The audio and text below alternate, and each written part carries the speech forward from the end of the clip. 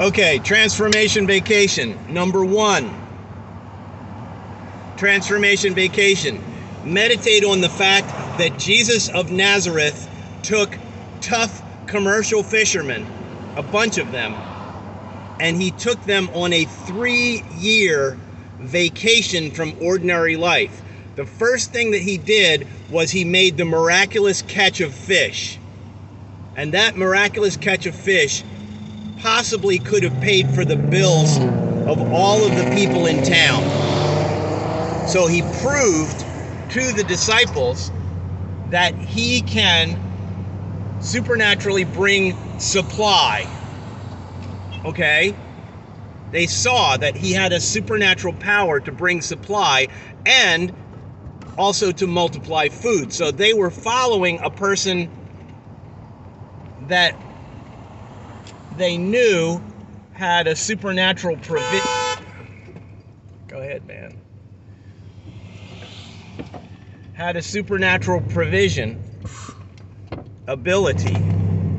And then they were with him for 3 years, watching people getting healed. And then after those 3 years, in the midst of those 3 years, he put his power on them. They got to go out and try out the supernatural powers. But then, after he went back into the spirit realm, he poured out his spirit on those people after they had seen 3 years of miracle show.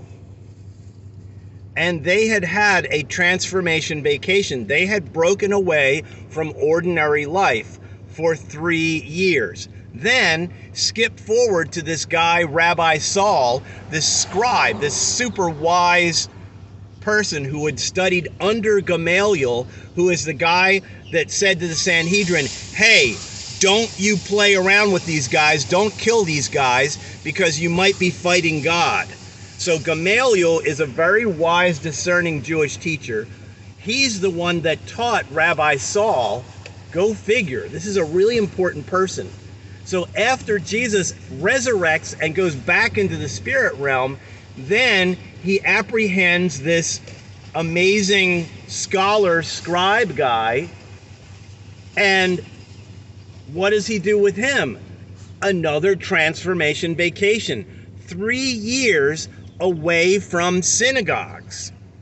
Rav Shaul, Rabbi Paul, is out in the desert towns of Arabia for 3 years. Ain't no synagogues there. Okay? So he is in an atmosphere where he is not in his ordinary work of presenting the Bible information and the Tanakh and Torah. So he had a 3-year transformation vacation, and then he sneaked into Jerusalem to find out if what he had learned was the same as what the 12 had learned. Now, nobody sat down and described this to me, but this is the point I'm trying to make. I promote people going into the Mission Bible Training Centers and taking an 8 to 10 month transformation vacation, but actually considering extending it to a 3-year vacation by being an overseer in some of the other centers, because I am convinced that that 3-year period is what it takes to actually starve out demons that have been stuck to your life from your youth. I'm convinced of this, even for my own self. I have a problem with putting off talking about things, even sometimes giving joyful news, because my parents had been afraid of giving me the joyful news that they had started a family around my conception, because my mommy didn't know who the daddy was. It was one of maybe 3 guys, and there was no hope for me being connected with a daddy. So a guy came along and said, let's start a family. So a family was started around my crazy little conception. Me, I was the jump starter for a family.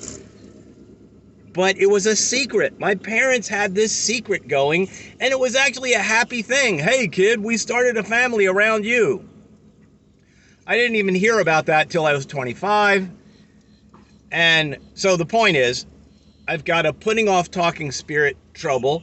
I've got a escaping into physical feel-good arousal comforts trouble, which everybody has to a certain extent. In 1 Corinthians 7, it says, because there's so much sex hungriness, each person should have their own to go to when they need it bad. Literally, assign yourself to a person, because when you need the sexual feel-good, you should know that you have a person to go to. That's the reality. So, tangent. The point I'm trying to make is that inviting people to take a transformation vacation in one of the nicest transformation vacation atmospheres that I've ever seen in the whole country, 28 years of touring the church mess in America, and then specifically enjoying checking into homeless shelters and rehab centers and places where, like life renewal atmospheres, discipling atmospheres where people are relearning how to live a happy life, straight line life. I've been researching this stuff. This is my avenue of research. People bitch at me and say, oh, you don't have a job. And they don't realize I'm working 24/7, both observing people's lives and being in atmospheres that are training people and sharing the things that I've learned. And nobody's paying me for this stuff. And occasionally people are gracious towards me and help me cover some fuel and broken down van and other expenses. But besides that, the concept of a sent one and a truth speaker is always going to be slandered. So whatever, I'm supposed to be celebrating when people slander me as not having a job.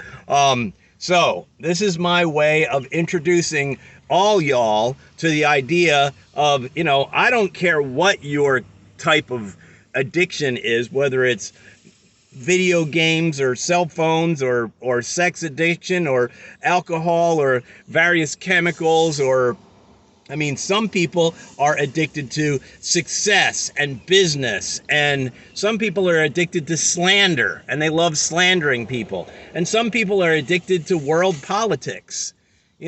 Whatever your addiction is, you need to get out of it and take a transformation vacation. And then you need to learn how to build true ecclesia, which is a group of people that get together in a home and are honest about the demons that are still in their atmosphere, like I've got some, and, let one another know, hey, here's the areas where I'm crazy. You need to keep an eye on me. And since our last, truth meal time, our last communion time, I yelled at my sister on the phone, and I feel sad about that, and I've been lazy about not taking care of this or that. And God has asked me to go talk to somebody, and I've been chickening out. So those are the things that we say before we take the communion meal, so that we purify ourselves before God and one another. It's not a complicated thing, but nobody ever taught me how to do that. Church was a meeting in a big box with a nice performance, and everybody feels a little bit better, and then they go home and they live their BS lives, What? That's crazy. Let's go out. Let's go out and heal the sick and raise the dead and send away bad spirits and teach people about, the unity of God's love and actually being the hands and the love and the mind of Moshiach. Anyhow, hello, yippee. Think about a transformation vacation.